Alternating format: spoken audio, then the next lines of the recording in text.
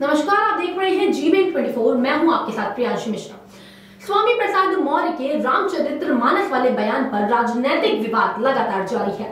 इसी बीच कानपुर से लखनऊ पहुंचे बीजेपी के क्षेत्रीय सह संयोजक सिमरनजीत सिंह और उन्होंने अपने समर्थकों के साथ मुंह पर भगवा रंग का कपड़ा बांधकर लखनऊ के सपा कार्यालय के बाहर विरोध प्रदर्शन किया है। तो आइए सीधे तौर पर हम अपने संवाददाता अली से जुड़ते हैं और जानते हैं कि वहां पर किस प्रकार की गतिविधियां हो रही हैं। जी अली जी, आप हमें ये बताइए कि फिलहाल सपा कार्यालय के बाहर कैसा माहौल बना हुआ है?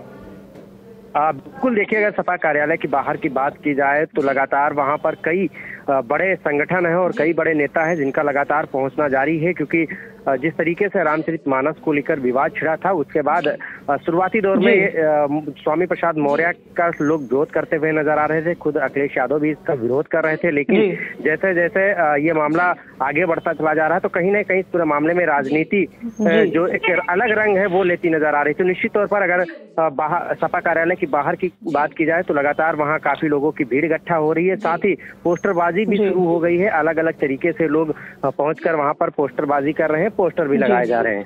साथ ही आप हमें ये भी बताइए कि आखिर किस स्तर पर चल रहा है ये विरोध प्रदर्शन और कौन कौन शामिल है इस विरोध प्रदर्शन में? देखिए, विरोध स्वामी प्रसाद मौर्य के जिस तरीके से रामचरितमानस को लेकर बयान आया था उसके बाद से लगभग 20 संगठन ऐसे थे जो कल लखनऊ पहुंचे थे और स्वामी प्रसाद मौर्य को सम्मानित करने वाले थे। हालांकि उसके बाद आज कई और संगठन पहुंचे हैं, साथ ही कानपुर से भी कई लोग ऐसे हैं जो सपा कार्यालय पहुंच रहे हैं और उनके सम्मान के साथ साथ समर्थन करने की बात कर रहे हैं। अली जी, ये भी बताइए कि इस विरोध प्रदर्शन को काबू में करने के लिए प्रशासन ने अभी तक क्या क्या कार्यवाही की है?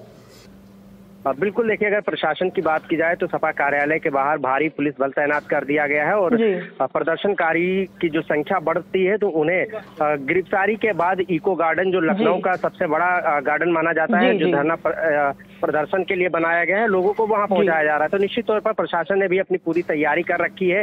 अगर कोई सपा कार्यालय के बाहर या फिर लखनऊ का जो जीपीओ है जहां पर अक्सर लोग धरना प्रदर्शन करते नजर आते हैं, ऐसी जगहों पर धरना प्रदर्शन करते हैं तो उन्हें अपनी गिरफ्त में लेकर इको गार्डन भेजने का काम कर रहे हैं। हमें ये भी बताइए कि परिस्थितियों को देखते हुए क्या अनुमान लगाया जा सकता है कि ये विरोध प्रदर्शन अभी कितना लंबा चलेगा?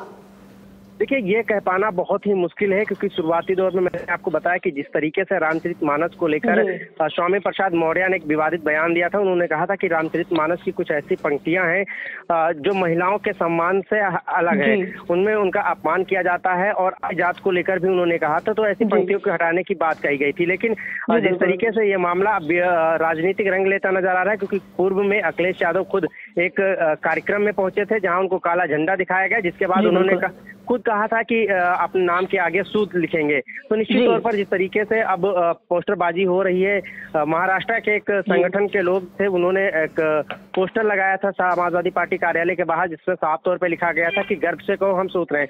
तो जिस तरीके से ये बयानबाजी हो रही है, भारतीय जनता पार्टी भी नाराज है, साथ ही साथ अगर आम जनता की बात की जाए तो वो भी कहीं ना कहीं स्वामी प्रसाद मौर्य से नाराज नजर आ रहे हैं। लेकिन जिस तरीके से अखिलेश यादव का जब विरोध हुआ था, काले झंडे दिखाए गए थे, उसके बाद से कई लोग अब स्वामी प्रसाद मौर्य के समर्थन में उतरे हैं। और तो ये कह पाना बहुत ही मुश्किल है कि ये विरोध और प्रदर्शन कब तक चलेगा या फिर स्वामी प्रसाद मौर्य के समर्थन में जो लोग उतर रहे हैं वो कब तक उनके साथ रहेंगे।